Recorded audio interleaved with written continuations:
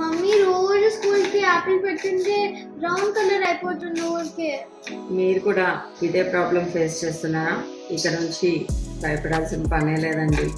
ఈ చిన్న చిట్కా పాటిస్తే మనం వాళ్ళకి బ్రౌన్ అవ్వకుండా యాపిల్స్ని ఎలా లంచ్కి పెట్టాలి అనేది చూసేయచ్చు. మనకు కావాల్సిందల్లా జస్ట్ ఒక బౌల్లో వాటర్, ఇంకా 1 స్పూన్ ఆఫ్ సాల్ట్ కావాలి. ఇలా వాటర్లో వేసేసి బాగా రిన్స్ చేసేసి మనం కట్ చేసుకున్న యాపిల్ ముక్కలు దాంట్లో వేసేసి ఒక 10 మినిట్స్ అండి, 5 to 10 మినిట్స్ మనం సోక్ చేసేస్తే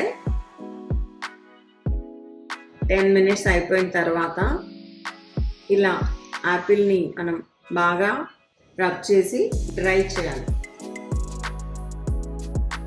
ఇలా డ్రై చేసి బాక్స్కి పెట్టేయడమే. మనకు కలరు మారదు, ప్రోటీన్స్ చేంజ్ అవ్వదు. క్వైట్ ఇంట్రెస్టింగ్ కదా.